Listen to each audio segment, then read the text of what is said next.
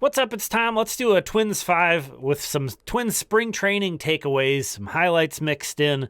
Going to focus on a lot of the minor league guys, which, is a big part of this channel. It's a big part of what I'm looking for in spring training.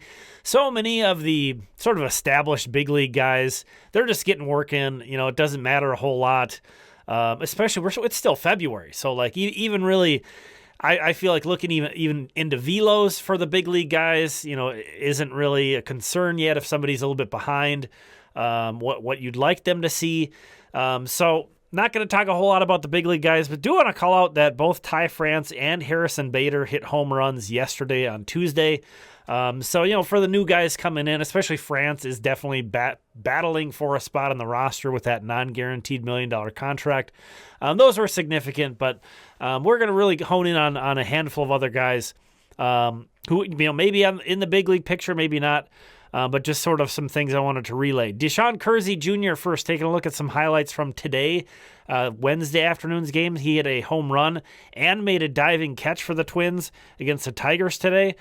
He also had the walk-off hit on Tuesday, so DaShawn Keirsey Jr., kind of the early star of camp thus far, which is great. He's been a guy who's been working hard to get a shot in the big leagues, and he's, unfortunately, even though he's on the 40-man roster and made his major league debut at the end of last year, just a little cup of coffee with the Twins, he is still very much on the outside looking in, and, a tremendous defensive center fielder, a guy who, as you see here, we're looking at his numbers from Baseball Reference.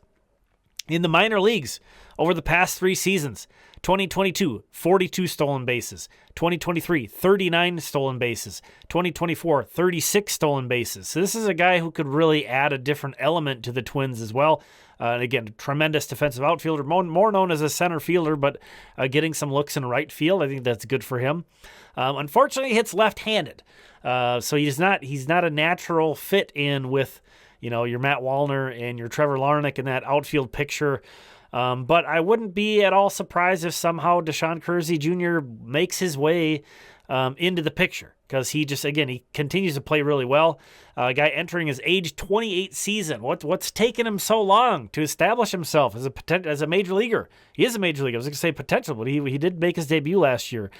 It was tough. He was a pretty fairly well-regarded prospect, 4th-round pick, but came out, and you can see up top there, had a really rough start to his career coming into 2019.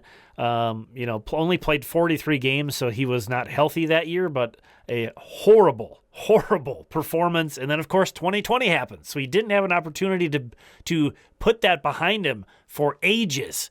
And really had to kind of restart his career up in 2021, 2022, kind of a building year, but he's older than the average player in Double-A at that point. So it was kind of easy just to push this guy aside and to forget about him.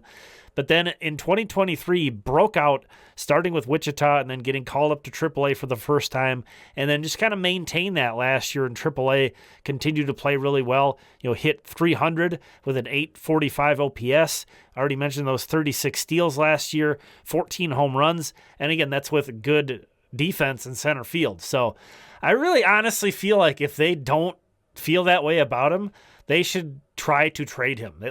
Even if the return isn't great, they should try to trade him if they can't envision him being in the big league picture. He deserves to be playing in the big league somewhere, in my opinion. So it would be cool to see him carry this early spring good performance forward. And, maybe the Twins will start to field some calls on him, even if it gets down to that. Or, of course, maybe if some doors open, maybe he could crack the Twins opening day roster. But either way, it's just good to see him continue his momentum here in spring training early so far. Second one, we're going to go back a little bit to when the Twins are playing Pittsburgh. Eiberson Castellano. I've shared these highlights already, but I want to share them again. The thing that was so impressive to me from this outing is that he was attacking these hitters in the zone. That's Brian Reynolds. This is Key Brian Hayes. These are big leaguers that this guy's attacking in the zone, topped out at 97.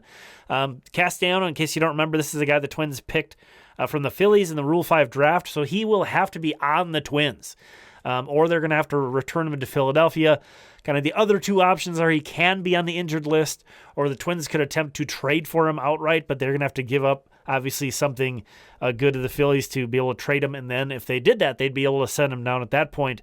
More than likely, he's going to have to be on the Major League roster. If he makes the team, they're going to hide him. He's going to be sort of the long man, the junk time guy who's going to come in and blowouts, because this guy hasn't pitched above Double-A. That was a great first step for him.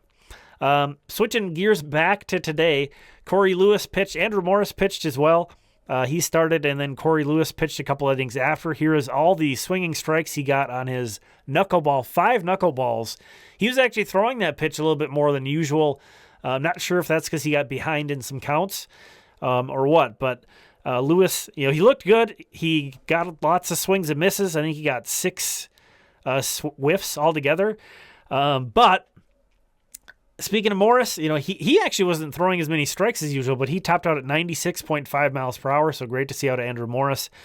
If you were holding out hope for a Cory Lewis velo jump, he topped out at 90.2 miles per hour today. So again, the knuckleball looked good. He's got this big, loopy, slow curveball that's in there too. So I think hitters come up to the plate against Lewis with the curveball in the back of their mind, the knuckleball in the front of their mind. They're thinking, I don't want to be made to look a fool by the knuckleball, so I have to keep that in the front of my mind. And that being the case, his fastball plays up. It's 89-90, so you can't really talk it up. There needs to be probably a velo jump at some point. But his fastball definitely plays up based off how he pitches and understanding when the best times to try to sneak a fastball through are. But yeah, he pitched well. The Twins actually shut the Tigers out today. So Morris and Lewis a part of that. Great to see out a couple of the top pitching prospects. Edouard Julien, this is more of a one I want to call out because I talked about this in a previous Twins 5. He had said that nobody's approached him about playing first base in spring earlier, and here he is playing first base. And it wasn't because they were prioritizing, that was Mickey Gasper at second base. That was a Brooksley to Mickey Gasper to Edouard Julien double play. I do think it's important that Edouard Julien gets some more time in at first base. He got some more time. He got some time in there last year. I think it's important that he works in there because second base, he's worked really hard at second base, but it's just not, he's never going to be an asset there. So it's like, might as well try him at first base.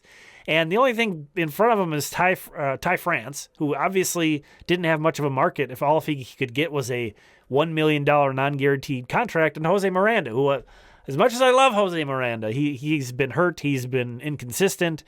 There's just an easier path, I think, for him at first base than second base, with Brooksley and Willie Castro very much in that picture among some other names. And then item number 5, Jeferson Morales. To them, we know what all our guys are working on.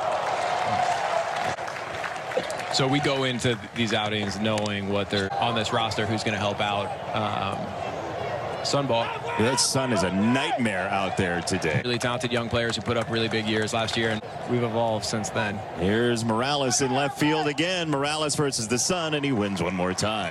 That is no fun. And what did AJ do before batting practice today? A pop-up priority. Jefferson Morales is a guy, kind of a bit of a similar story. It's starting to feel like potentially to DaShawn Keirsey Jr. Is this a guy who was kind of a late bloomer? A little bit different because Morales did have some really good years early on in his career. Kind of especially caught my eye in 2021 playing for the Colonels. I was watching that team a ton. It was a really fun team that year. This is a guy who catches. He catches less now, but he's caught a lot in his past. We saw him in the outfield there. I would say that's sort of his primary position now would be left field, but he's also played a decent amount of second base. So an interesting defensive profile. You can see, though, 2022, that just killed his whole momentum. And you can see, as a result of that, in 2023, he went back to Cedar Rapids for a third time.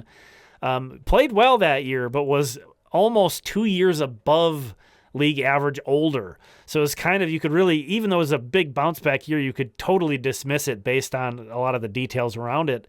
But then last year, all of a sudden, out of nowhere, He gets to Double-A for the first time finally as a 25-year-old, is a little bit older than average, much like DaShawn Keirsey was. And he played well there, and then that allowed him to get a late season call-up to St. Paul. It was only 17 games, so we don't want to overreact or anything. But he looked really, really, really good in that 17 games.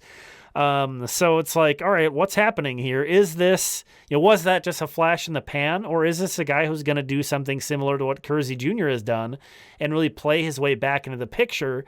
And the kind of interest continuing that comparison is, as much as it feels like Keirsey's profile is kind of working against him when you look at the rest of the Twins roster, Morales is actually the exact opposite. This is a right-handed hitting corner outfielder who you can also have and look to on a bench and say, hey, he's our emergency catcher. This guy's caught, a bunch of minor league games. He knows, he's been in the gear. He knows how to use pitch comm or whatever concerns that a Rocco Baldelli might have of just throwing some random guy back behind the plate. Morales is a guy you can put back there. And he's mostly crushed left-handed pitching. These are small samples, but if we were able to put them together, it'd be some pretty decent numbers. 2022 was that really bad season for him, and he was really bad against lefties as well. But, he has a track record of hitting pretty well against lefties. So an interesting guy to keep in the back of your mind. So much would have to happen for him to get, we're talking about Keirsey Jr. not being able to potentially crack the roster. So much would have to happen for Morales too. Earlier in his career, I did hear him called Jeferson Morales. More recently, I've heard Jeferson more often. I can't tell you for sure which one is accurate, but just a name to know.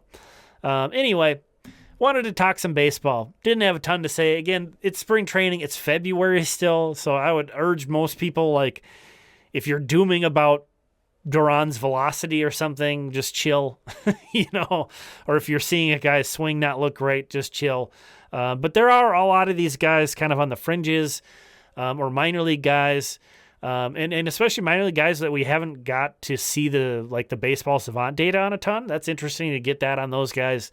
So I'm not saying it's completely not worth your time to look into spring training or to follow this stuff, but those are kind of the things that stick out to me. So what are some things that stick out to you?